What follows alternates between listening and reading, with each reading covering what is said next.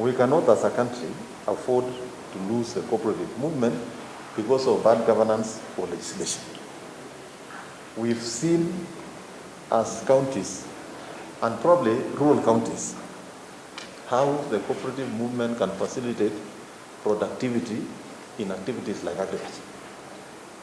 Where you are looking for volumes of a particular product, it is difficult without the cooperative movement. But with the cooperative movement, it has made it possible for us to bulk some of the commodities. It has made it possible for us to help farmers stabilize prices because of that bulking through the cooperative movement.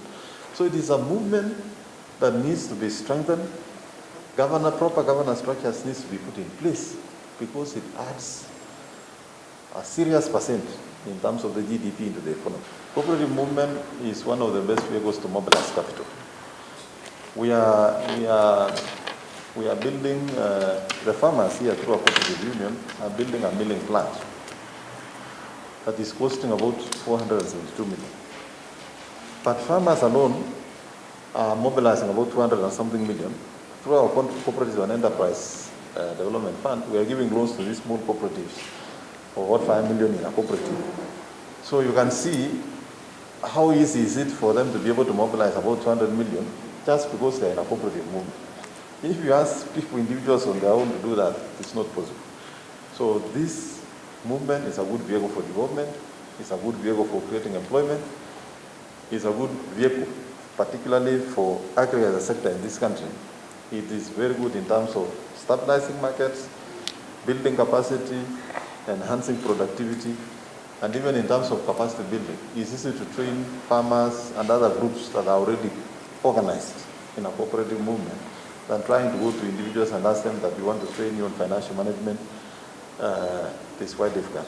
The purpose of this meeting today, the one for MUSCO, if you look at the membership of MUSCO, we are talking of about 3,000 members. We are talking of lifelong savings. We are talking of people who have no other savings in their life other than what they are put in the cooperatives. We are looking at an institution with an asset base of almost $1 billion. We are looking at the challenges that that movement went through to reach where they are. And we find government entities and organizations are also participants in the field here. If you have a situation where, like, the university is making deductions and they are not making remittances, sure, how then do you say that this circle should be liquidated without asking the university to first pay whatever they are holding to see whether the debts can be paid? So, and that is why that needed a lot of stakeholder engagement. The liquidators in this cooperative movement sector are actually a comprehensive disaster. I have not seen a liquidator who has done something to improve the situation or put a halt into the decline of the resources of members. Most of them come and clear what is in their account. This one for MUSCO, a liquidator came, riding on our efforts as County Government Department of Cooperative after convincing the university they must remit the money. And when the university remitted the money, what did the liquidator do? There was repairing a lift. How much money was that was finished? We lost, I think, 20 million. Almost 20, 30 million. And the repairs. And you see, these are people who nobody controls them. You don't know what they are procurement officers. They have just come to wind up everything. My appeal to the Senate is one. This act of cooperatives needs a serious relook so that it is in tandem with the Constitution in this era of devolution, so that we can empower the county departments of cooperatives through county commissioners to even be able to do the inquiry and surcharge. That is how we are going to mitigate. If you look at the audit that is done to county governments by the Auditor General, at the end of the day, the audits or the audit reports don't just end up there and then it is a dead end.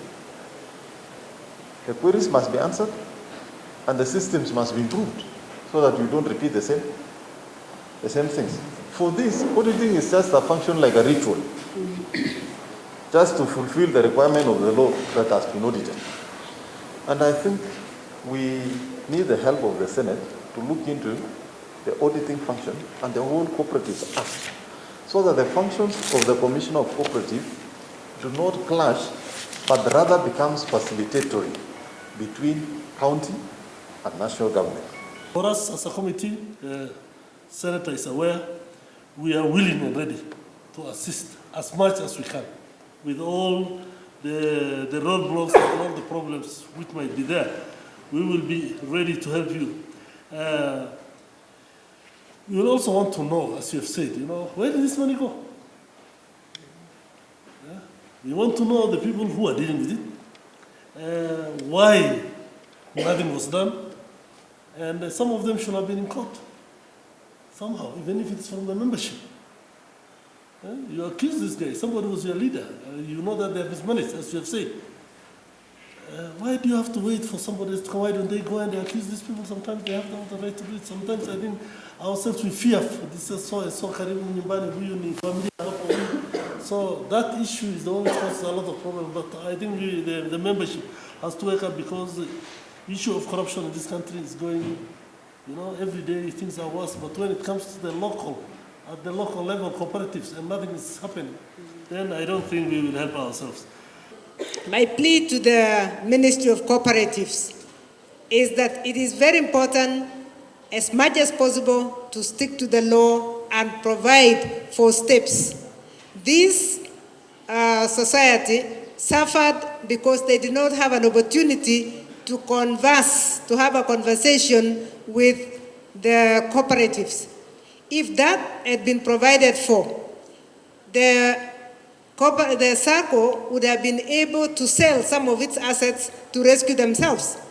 Even inquiry had been done, it would have been possible also to ensure that the culprits are brought to book.